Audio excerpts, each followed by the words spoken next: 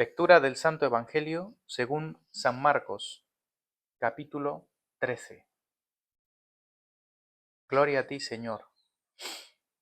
Saliendo Jesús del templo, le dijo uno de sus discípulos: Maestro, mira qué piedras y qué edificios.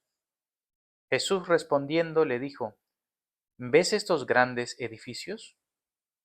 No quedará piedra sobre piedra que no sea derribada. Y se sentó en el monte de los olivos, frente al templo.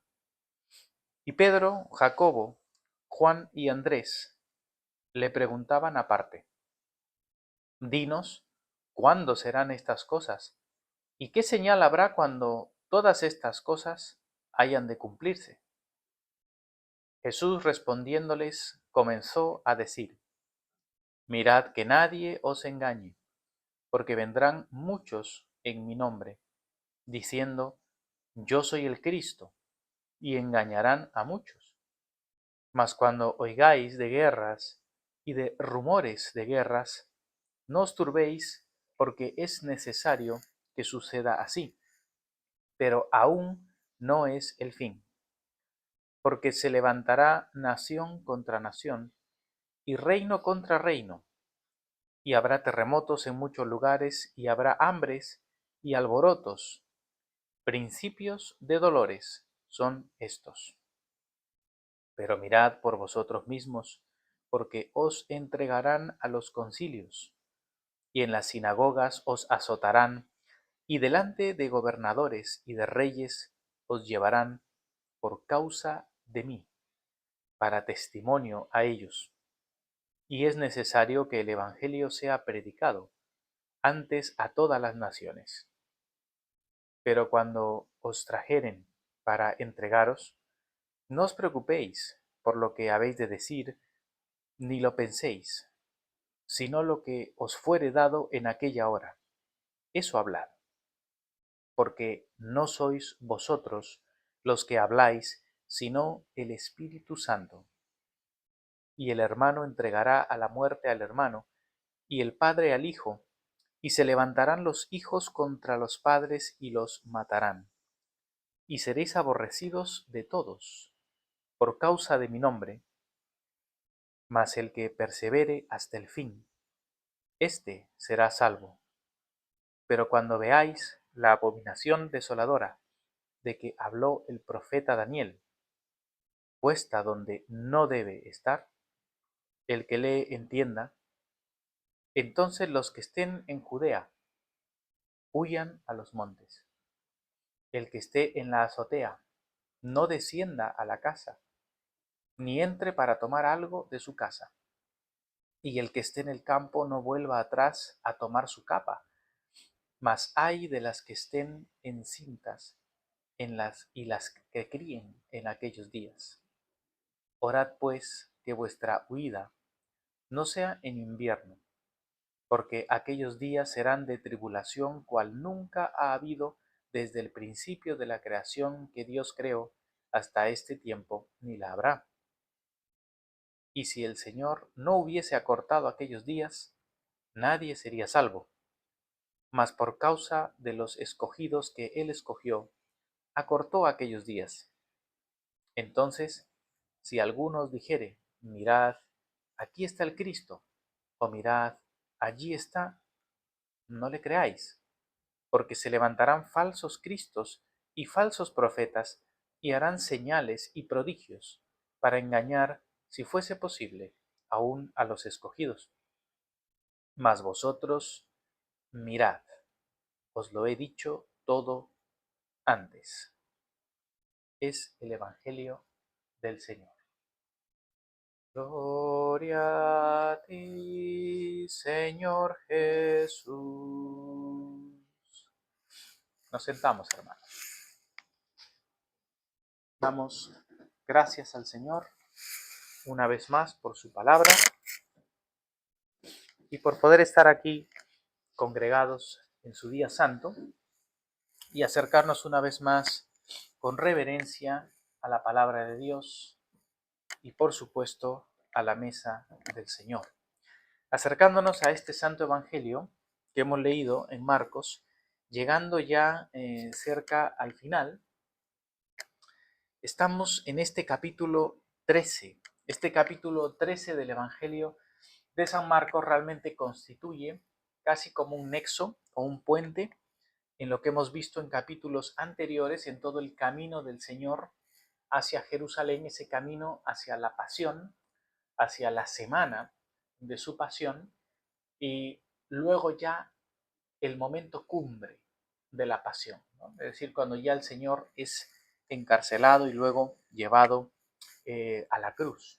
Y este capítulo es como una transición que hace San Marcos en todo el relato del Evangelio. Y lo que estamos viendo aquí es una serie de controversias que el Señor ha tenido con algunos de los líderes judíos en Jerusalén, después de aquella subida y los encuentros que él tuvo. Y después de haber estado en el templo y de haber tenido esas conversaciones y encuentros como el que vimos la semana pasada y la anterior, que todo esto ocurre ya en Jerusalén y en toda esta zona del templo, porque recordad que lo que se iba a celebrar era la Pascua y había un gran número de judíos de la diáspora, es decir, judíos que no vivían en Jerusalén, sino que estaban pues por todo el mundo, tenían que venir a celebrar la Pascua, ¿no? Y en esa fiesta pues se sacrificaba gran multitud de corderos por todos los que venían desde fuera. Pero sabemos que esta Pascua ya es la Pascua en la que Cristo mismo se manifiesta como el Cordero de Dios, cuando Él mismo se entrega en la cruz por la salvación del mundo.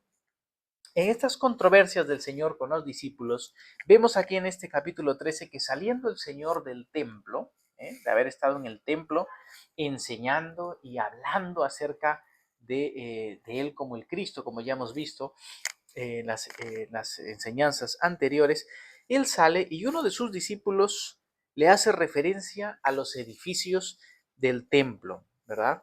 Le dice, mira qué piedras y qué edificios, ¿no? Es una palabra de este discípulo como exaltando, por supuesto, la grandiosidad del templo de Jerusalén. Tenemos que tener en cuenta que el templo en la época del Señor Jesús es lo que conocemos como el segundo templo, ¿no? El primer templo, el de Salomón, fue destruido por los babilonios, pero este segundo templo que fue inicialmente reedificado con el trabajo de Esdras, de Nehemías, se reedifica este segundo templo, pero en los tiempos de Cristo, el templo no solamente es el que procede de Nehemías y de Esdras, sino que Herodes el Grande, Herodes I, él hizo unas reformas tremendas en este templo, reformas que iniciaron antes que el Señor Jesús naciera y continuaron incluso mucho tiempo después. Este templo fue reconstruido, fue edificado y fue ampliado de una forma tremenda, ¿no? Se considera que el templo en la época del Señor Jesús fue y es, ¿no?, una de las grandes maravillas del mundo antiguo, ¿no? Tenía algunas piedras, nos dice Flavio Josefo, un historiador judío, que algunas de sus piedras medían 20 metros, ¿no?, por lado, ¿no? O sea, imaginaos piedras de 20 metros por lado, que edificaban. La parte central tenía más de 46 metros de alto el templo, Tenía una serie, era un complejo con una serie de edificios, no solamente era el edificio del templo, sino que habían una serie de edificios. Eran piedras, muchas de ellas blancas totalmente, que resplandecían a la luz del sol. Muchas de las referencias de, como digo, de Josefo y de otros judíos de la época, era que realmente el templo era tan magnífico que todo el que lo veía quedaba absolutamente impresionado por su resplandor. Tenía en algunas por el exterior, tenía como placas doradas que cuando reflejaba el sol eso parecía fuego ardiendo, ¿no? Que se podía ver a kilómetros desde lejos y parecía como que el templo estuviese ardiendo. Entonces era una visión tremenda, era impactante realmente el templo de Jerusalén en los tiempos del Señor Jesús. Entonces era como el orgullo también de los judíos, ¿no? Todos los judíos que iban hacia Jerusalén cantando esos cánticos del ascenso, los salmos graduales, ¿verdad? Mientras iban a las fiestas, como ahora en la Pascua, iban gozosos y desde lejos viendo el templo, iban subiendo, ¿no? Porque Jerusalén estaba arriba, iban subiendo hacia el templo, porque el templo, recordemos, en todo el antiguo pacto, en la alianza antigua, en el Antiguo Testamento, el templo es el corazón de la adoración, es el centro de culto y de adoración porque allí se celebra el sacrificio, ¿verdad? Esto no ha cambiado en el tiempo ahora de la iglesia, pero ya el culto divino y la adoración y el sacrificio ya no está encerrado en un lugar físico, sino en Cristo mismo y en la iglesia congregada en él. Pero vemos aquí que, por supuesto, el judío, este discípulo de Jesús, está haciendo referencia a todo este templo esplendoroso, a estas piedras maravillosas. Y el Señor le dice algo que es sorprendente. Y luego de estas palabras, que incluso él ya las había comentado a los fariseos y a los saduceos, le acusan, ¿no? De que él había dicho que se iba a destruir el templo, ¿no? Le acusan falsamente. Lo que dice el Señor aquí es: ¿ves estos grandes edificios? No quedará piedra sobre piedra que no sea derribada. Esta es una palabra profética del Señor Jesucristo acerca del templo de Jerusalén. Y efectivamente esta profecía se cumplió al pie de la letra en el año 70. ¿Verdad? En el año 70 ya después del Señor Jesucristo, cuando hubo esta rebelión de los judíos contra Roma, finalmente el templo fue destruido. La ciudad de Jerusalén fue asediada por el general Tito, que después fue emperador, y él entró, logró romper las defensas de los celotes, que eran los que estaban levantando toda esta revuelta entre los judíos.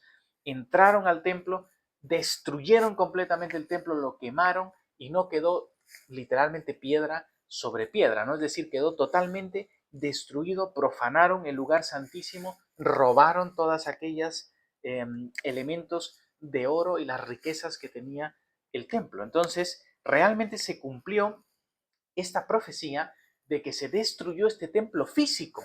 Y esto era es parte del plan de Dios, porque eso daba camino ya a que la iglesia realmente se viera totalmente separada del judaísmo y la iglesia realmente comprendiera su rol sacerdotal y que ahora la iglesia es el templo verdadero de Dios. La iglesia como pueblo de Dios que se reúne, ya no como edificio de piedras, sino como piedras vivas que es cada creyente unidos en Cristo, en el sacrificio de Cristo que está siempre presente cuando la iglesia se reúne. Ese único sacrificio ofrecido una vez y para siempre, como hemos leído en Hebreos, en esa lectura, y en el cual la iglesia se reúne cuando nos reunimos en la mesa de la Eucaristía, en el cuerpo y la sangre de Cristo, cuando nos reunimos alrededor de la palabra de Dios, estamos alrededor de ese verdadero culto divino, en ese verdadero templo que es el pueblo de Dios, donde se reúna en cualquier parte del mundo donde esté reunida la asamblea, la comunión de los santos. Entonces, esto era parte del plan de Dios, pero claro, todo esto en ese momento los discípulos no lo podían asimilar ni discernir. Entonces, Cristo mismo les está diciendo en esta profecía que ese templo de piedra, muy majestuoso, sería destruido, pero que el templo verdadero de Dios, la iglesia reunida, sin ser tan grandilocuente, sin tener piedras y lugares majestuosos, en la sencillez de la reunión de la asamblea cristiana, se constituía el verdadero culto cristiano, el verdadero templo de Dios que nos une y nos conecta al templo celestial y al sacrificio de Cristo mismo y a Él como sumo sacerdote en nuestro sacerdocio cristiano, como creyentes que todos somos bautizados en Él. Entonces, bueno, sin adelantarme a todo esto, esta profecía que da el Señor Jesús les deja pensando.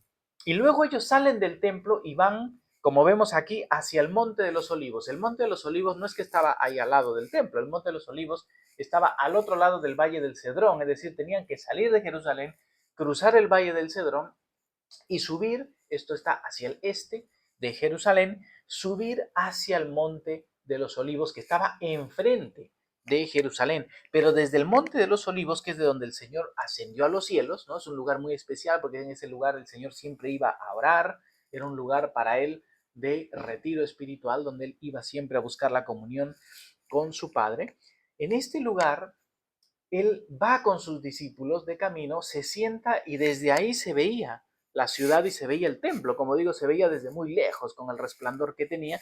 Y en ese lugar, sentado con sus discípulos, el Señor en esa posición de rabí, de maestro, sentado, los discípulos le preguntan, y aquí menciona a Pedro, menciona a Jacobo, menciona a Juan, que eran los tres más cercanos, ya sabemos, de este círculo íntimo, pero también menciona a Andrés, que era el hermano del Señor, ¿verdad? Y le preguntan, ¿no? ¿Cuándo serán estas cosas? Porque el Señor había estado hablando con ellos de todo esto que ocurriría y la destrucción del templo. ¿Y qué señal habrá cuando todas estas cosas hayan de cumplirse? Entonces el Señor les comenzó a decir, y fijaos cómo empieza el Señor, les dice, mirad que nadie os engañe. Él empieza dándoles un llamamiento a estar atentos para no ser engañados, porque empezará a haber engaño, incluso hacia el pueblo de Dios. ¿Qué engaño? Dice, que nadie os engañe porque vendrán muchos en mi nombre, diciendo yo soy el Cristo, y engañarán a muchos. Y aquí el Señor da una advertencia a sus discípulos, y es una advertencia también para toda la iglesia, de que a lo largo de los tiempos han existido y existirán falsos cristos, falsos mesías, aquellos que se quieren autoproclamar los mesías, los cristos, los salvadores del mundo. Y no necesariamente habla de aquellos que dicen yo soy Jesucristo, sino que aquellos que se quieren manifestar como los salvadores de este mundo. Y de eso ha habido muchísimo a lo largo de la historia. Ya en los mismos tiempos del Señor, cuando leemos Hechos de los Apóstoles, vemos que Gamaliel menciona algunos de estos falsos cristos que ya habían aparecido en los tiempos de los apóstoles, ¿verdad? Ya en Hechos 5, Hechos 6, ya nos menciona, por ejemplo, de algunos como Judas el Galileo, que fue el que inició este movimiento fuerte de los celotes, que ya se proclamó también como prácticamente un Cristo. Habla de un Teudas también, que de igual manera le siguieron muchos como si fuera un Mesías, un libertador, un salvador, ¿verdad?, del pueblo de Dios. También de un egipcio, al que relacionan también con Pablo. Todos estos se habían levantado como una especie de falsos cristos, después del mismo Señor Jesucristo. Y después, ya por el año 130, también se habla de Bar Kokhba, que también es otro judío que se había proclamado, o lo había proclamado el rabí Akiva como el Cristo. Y allí se desató otra guerra de los judíos contra los romanos. Todas estas guerras fueron aplacadas por los romanos, ¿no? Fueron ellos pisoteados por los romanos. Ya el Señor advertía que habrían varios falsos cristos que se levantarían, pero esto no solamente se limitó a esos tiempos, sino que hasta el día de hoy existen y existirán aquellos falsos cristos que se quieren proclamar los salvadores del mundo. Muchos de ellos son políticos también que se quieren proclamar como los salvadores de todos los problemas, y mucha gente pone su fe casi como si fueran señores divinos o como si fueran verdaderamente mesías, en muchos políticos o personajes religiosos importantes, y hay que tener mucho cuidado de estos engaños de Satanás. Y esto es algo que ha caracterizado todos los últimos tiempos, es decir, desde que Cristo ascendió a los cielos hasta que Él vuelva, todo eso son los últimos tiempos, y siempre habrán falsos cristos, y la iglesia debe estar vigilante y tener cuidado de no poner su corazón y su fe en alguien que no sea el Señor Jesucristo, Hijo de Dios. Bien, ahora les dice el Señor, cuando oigáis de guerras y de rumores de guerras, no os turbéis, porque es necesario que suceda así. Pero aún no es el fin, porque se levantará nación contra nación y reino contra reino, y habrán terremotos en muchos lugares, y habrán hambres y alborotos. Principios de dolores son estos. Pero mirad por vosotros mismos, porque os entregarán a los concilios, y en las sinagogas os azotarán, y delante de los gobernadores y de los reyes os llevarán por causa de mí, para testimonio a ellos. El Señor está advirtiendo a sus discípulos y a la iglesia, primero que habrán falsos cristos, y luego que empezarán tiempos en los que se verán señales, señales como guerras y rumores de guerras. Bien, fijaos que aquí el Señor dice que estas son señales que son necesarias, deben suceder, pero que no marcan el fin. ¿Eh? Y esto nos muestra claramente la advertencia del Señor. A lo largo de la historia hemos visto guerras y rumores de guerras una y otra vez, y en algunos momentos guerras encarnizadas, como las que estamos viendo también ahora, o la Segunda Guerra Mundial, o ellos mismos, los mismos discípulos en los tiempos de la Iglesia antigua, experimentaron tiempos de las mismas guerras entre los judíos y los romanos y otros tipos de guerras, pero el Señor dice que esto no nos muestra el fin, sino que en realidad son dolores de parto. Él nos dice, de igual manera, se levantará nación contra nación, reino contra reino, habrán hambres, alborotos, hambres, habrán hambrunas, habrán catástrofes, habrán epidemias, pero nos dice el Señor que estos son principios de dolores. ¿Y a qué se está refiriendo con principios de dolores? El Señor está evocando la figura de un parto, ¿no? Así como una mujer estando de parto, lo que tiene son las contracciones y vamos a llamarle principio de dolores cuando inician esas contracciones, ¿verdad? Esas contracciones del útero de una mujer lo que van alertando es que ese niño va a nacer en algún momento. Pero esas contracciones inician suavemente, luego se van agudizando, agudizando hasta que finalmente nace el niño. Es decir, esos dolores, esas contracciones van de menos a más, hasta que llega un momento en el que ya verdaderamente se da el alumbramiento. Es la misma figura que el Señor está dando en cuanto a estas señales de los tiempos. Es decir, todas estas guerras, hambrunas, dolores, son dolores de parto, pero que efectivamente como en un parto se irán agudizando hasta que llegue el momento cumbre del alumbramiento. Ese alumbramiento que es la segunda venida del Señor, es decir, que Cristo vuelve otra vez con gloria para juzgar a los vivos y a los muertos. Y eso es de lo que él está hablando y esto es de lo que los discípulos allí están preguntando. ¿Cuándo vas a traer plenamente tu reino? ¿Verdad? Ellos están pensando en algo muy inmediato, pero el Señor está aquí hablando de una realidad que no es tan inmediata.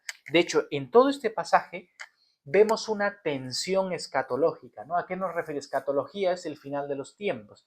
El Señor está diciendo cosas que se cumplen parcialmente en el tiempo de los discípulos, como vamos a ver aquí. El Señor habla de la destrucción de ese templo físico de Jerusalén y de toda una persecución que se desata a la iglesia primitiva en esos tiempos, persecuciones que ya las viven los mismos apóstoles. Vemos la vida de Pablo, la vida de Pedro, la vida de Jacobo, de Esteban, de muchos de ellos martirizados por Cristo, la vida de los mismos apóstoles padeciendo y de la iglesia temprana padeciendo persecución, pero vemos también que ese cumplimiento parcial no es el cumplimiento total de lo que Cristo está diciendo. Ha habido un cumplimiento parcial, pero hay un cumplimiento total que se va a dar cuando Jesús venga. Y eso significa que los cristianos en todos los tiempos vamos a vivir y ver estas señales que se van a ir agudizando hasta el momento en el que Cristo mismo se manifieste en gloria. No sabemos qué generación de cristianos será la que le toque vivir la venida del Hijo de Dios. Podemos ser nosotros por lo que vivimos alrededor nuestro, podemos serlo. Puede ser que no, y que nosotros muramos y lleguemos antes a la presencia del Señor también. Pero sea como sea, el mensaje que encierra toda esta enseñanza de Cristo es que nosotros tenemos que estar preparados para encontrarnos con Él. Y ahí es donde está el corazón de todo este asunto. Entonces les dice, mirad por vosotros mismos. Versículo 9, porque os entregarán a los concilios y en las sinagogas os azotarán. La palabra concilio que utiliza aquí el Señor es sunedrion, y esa palabra se refiere o se utilizaba para el Sanedrín. El Sanedrín era el consejo de gobierno de los judíos, ¿verdad? Esto después de Babilonia, cuando ya no había monarquía y el pueblo vuelve después de haber estado en el exilio, se organizan realmente ya no con un rey, pero con un consejo de gobierno que lo llevaba el sumo sacerdote como el principal, luego los sacerdotes, luego estaban también los ancianos, que eran los líderes laicos, es decir, de las familias más representativas, los principales del pueblo, y después se añadieron también allí los escribas, como vimos el otro día, de los cuales eran fariseos, ¿no? Muchos de ellos, y ese era el consejo, ¿no? En la época de Cristo se cree que eran unos 71 más o menos ancianos, entre sacerdotes y ancianos, los que conformaban el Sanedrín, este consejo de gobierno principal que estaba en Jerusalén.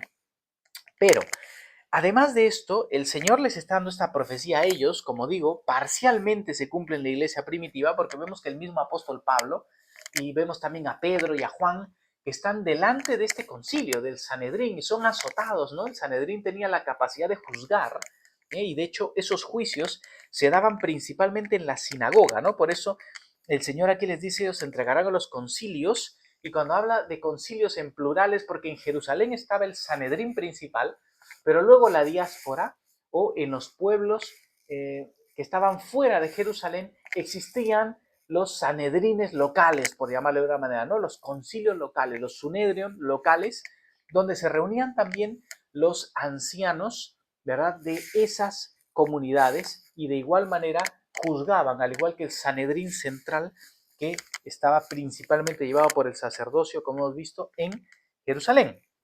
Ahora, el juicio, es decir, el lugar donde se celebraba estos juicios, eran la sinagoga, ¿no? La sinagoga, es curioso también ver esto, la palabra sinagoga, sinagogue, viene, es del griego sinagogue, es una palabra que se refiere realmente a reunión o a congregación.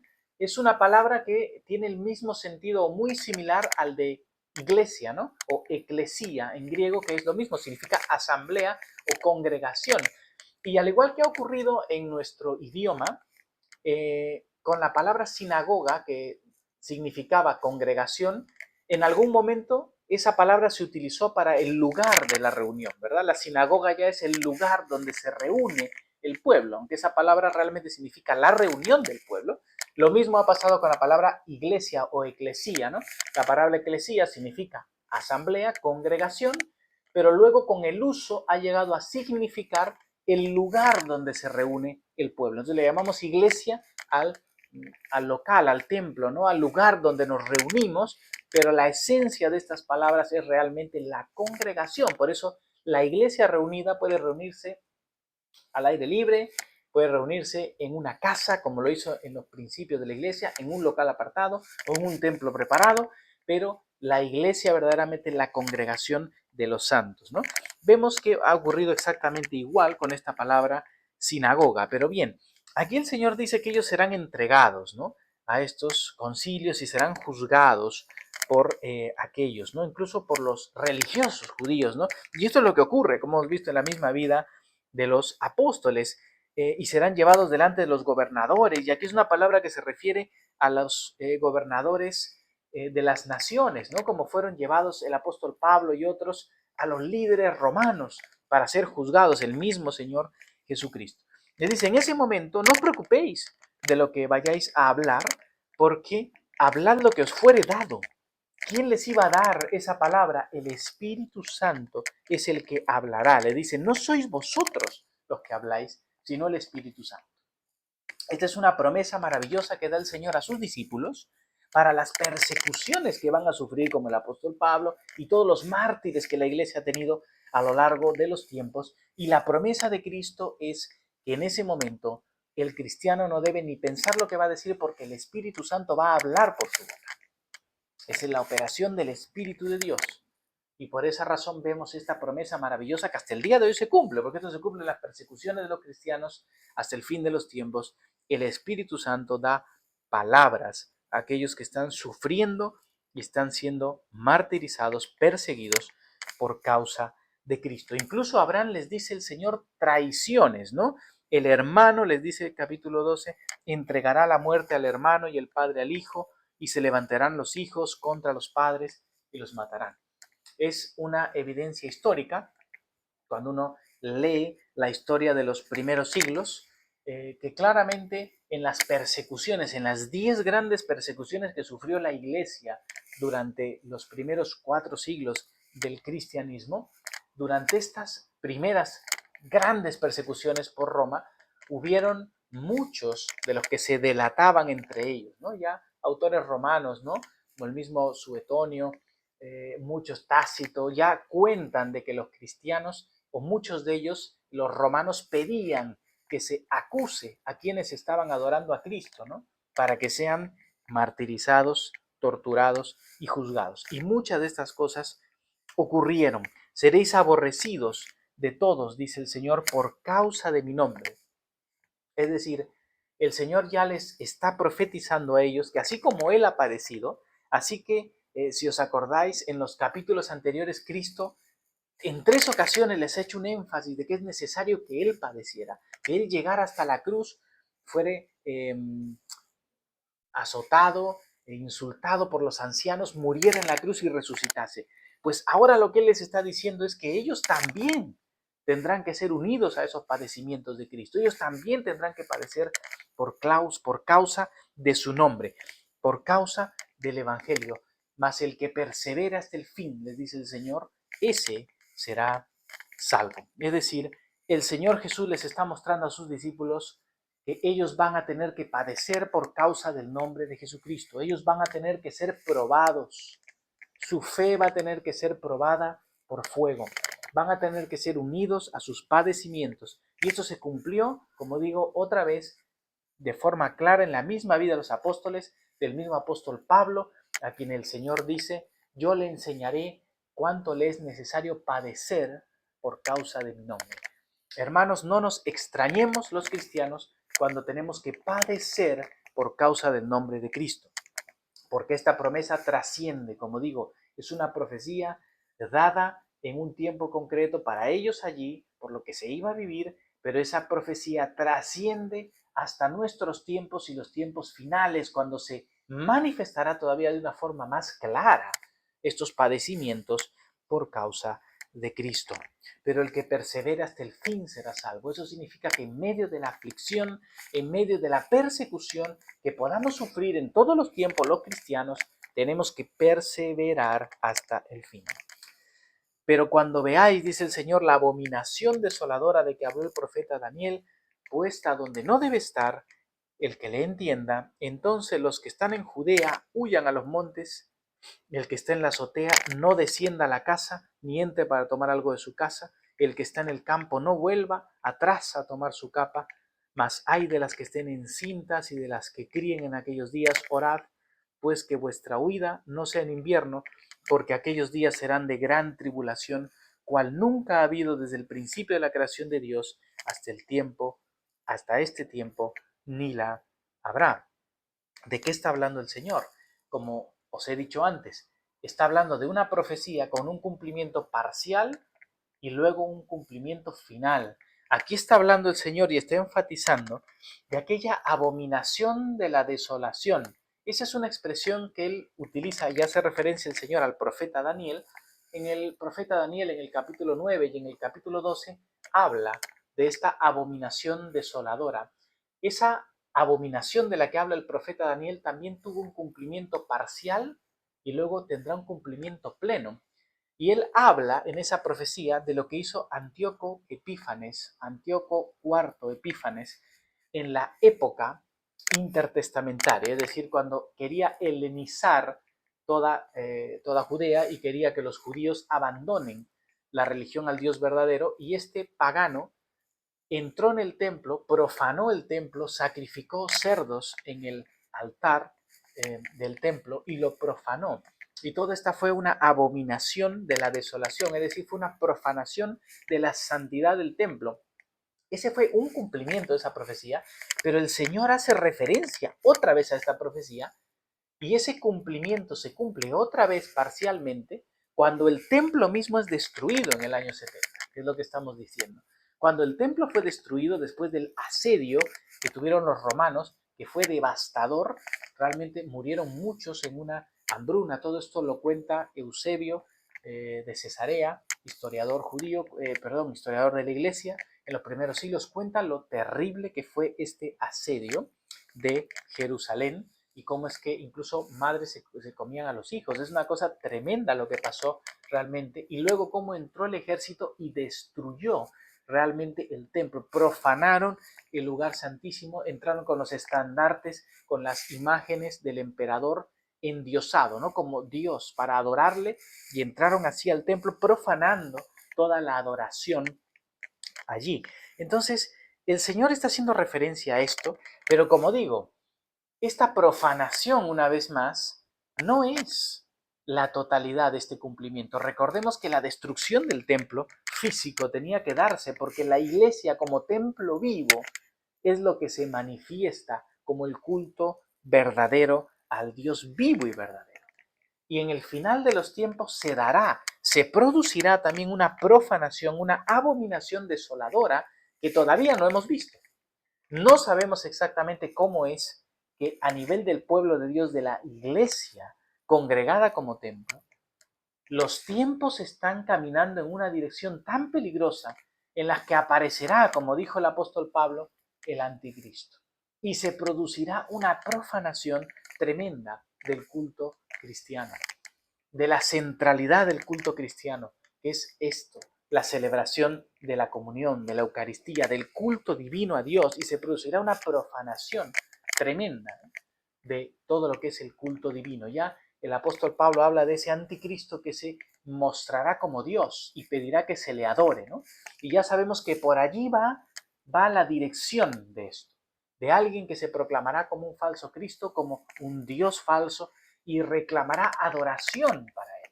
Cuidado, porque eso es algo que nosotros podemos vivir en estos tiempos, o las generaciones futuras, y es a donde apunta la profanación del culto verdadero que la iglesia rinde ahora como un sacerdocio santo al Dios vivo, como templo del Dios viviente. Entonces, cuidado, porque esta profecía del Señor, como hemos dicho, parcialmente cumplida, se cumplirá plenamente en el final de los tiempos. Y en ese tiempo, cuando se cumplió en esta época de los primeros siglos, época apostólica todavía, por lo menos el apóstol Juan todavía vivía, cuando se destruye Jerusalén, está también escrito en los historiadores como Eusebio que la iglesia huyó de Jerusalén por las profecías que habían recibido de Cristo y también al parecer por palabras de algunos profetas de la iglesia que habían confirmado esto de boca del Señor Jesucristo. Cuenta Eusebio de Cesarea que la comunidad cristiana de Jerusalén, cuando vieron estas señales de las que Cristo habló, en esta profecía de ese cumplimiento parcial, huyeron rápidamente, huyeron, tal cual hemos leído aquí. Ellos huyeron bajo estas advertencias y fueron a Pella, que está al norte de toda esta zona de Judea, y se escondieron allí y se salvaron, ¿no? O sea, la comunidad cristiana salió, pero los judíos contrarios a Cristo, permanecieron en Jerusalén y sufrieron toda aquella devastación que trajo Roma sobre Jerusalén y sobre el templo. Ahora el Señor en el versículo 20 dice, y si el Señor no hubiese acortado aquellos días, nadie sería salvo. Mas por causa de los escogidos que él escogió, acortó aquellos días.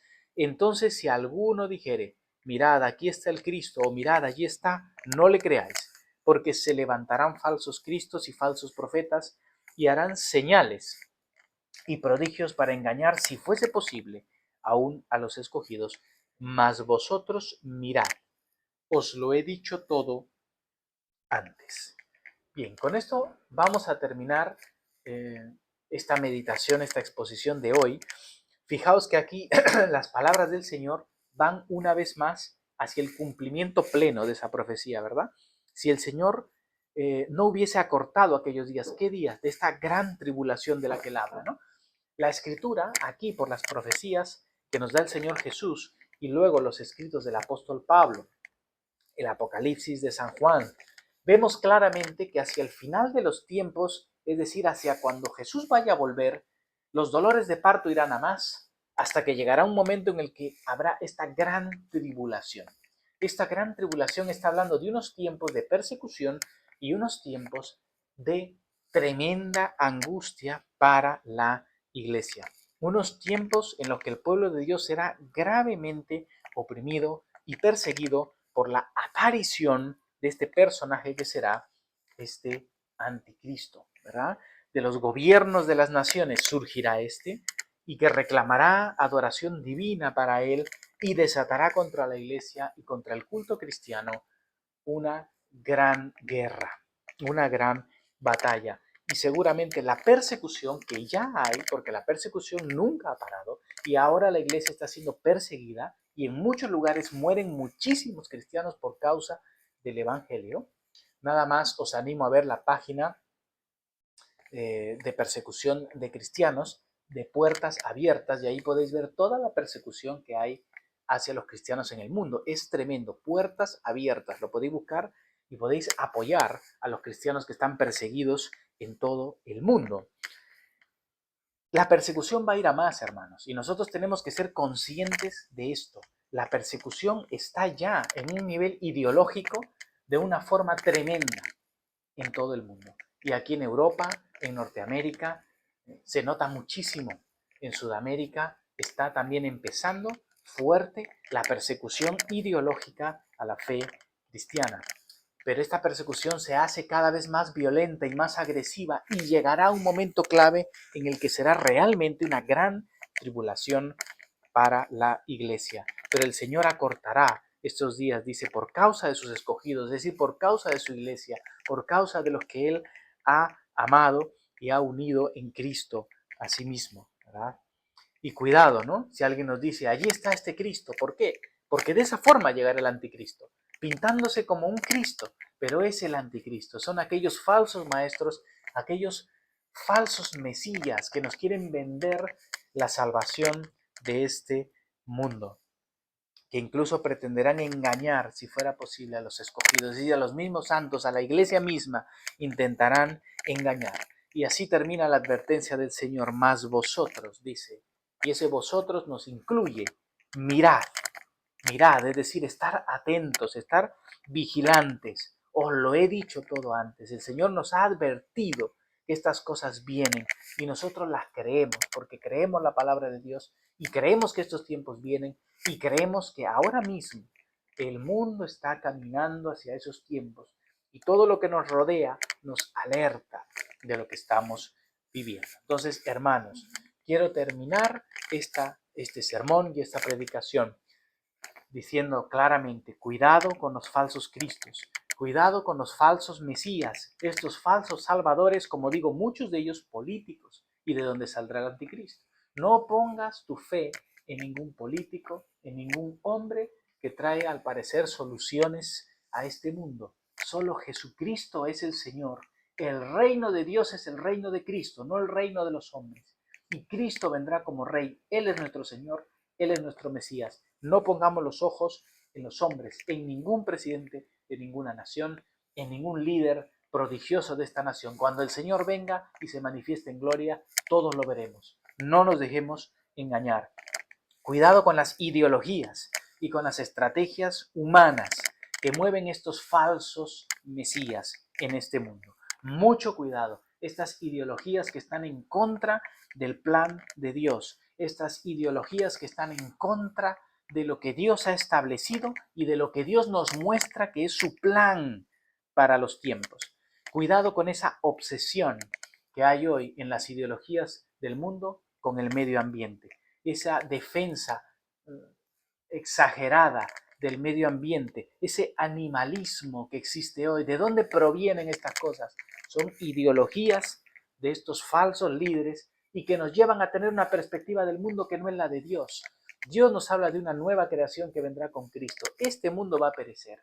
¿Por qué centrarnos tanto en una exageración de este medio ambiente, en una exageración de elevar el medio ambiente y los animales por encima del ser humano? Esas cosas son contrarias al plan de Dios. El hombre y la mujer son imagen y semejanza de Dios. Para cuidar la creación, por supuesto, pero la creación, el medio ambiente y los animales no están por encima del ser humano, no están por encima del bien del hombre. No caigamos en estas ideologías destructivas. La ideología de género que quiere destruir las diferencias entre hombre y mujer. ¡Qué barbaridades! El transgenerismo, todas estas cosas son aberraciones, locuras, contrarias al plan de Dios, contrarias a lo que Dios enseña. Cuidado, familias, padres con los hijos, educar a los hijos en el temor de Dios, no dejaros llevar por estas ideas diabólicas que proceden de falsos mesías, de falsos cristos, que quieren destruir la familia y el matrimonio como Dios lo ha creado. Cuidado, hermanos, y atentos a las señales de los tiempos. Estos dolores de parto se van agudizando cada vez más y lo vemos, estamos en ese camino. No sabemos cuándo vuelve el Señor, ni sabemos cuándo se manifestará este anticristo y estas grandes tribulaciones, pero hermanos, estamos en ese camino y ya padeciendo cosas por causa del Señor. Estas persecuciones siguen y aumentarán, incluso desde las mismas autoridades religiosas y algunas llamadas cristianas, porque estamos viviendo, como dice también en el Evangelio de Mateo, añadiendo a estos mismos capítulos, que el amor de muchos se enfriará, ¿eh? Y habrá una gran apostasía, es decir, dice San Pablo que vendrá una gran apostasía, es decir, mucho del cristianismo verdaderamente negará la fe, se apartará de Cristo, se apartará de la fe y de la moral bíblica. Y esto estamos viendo.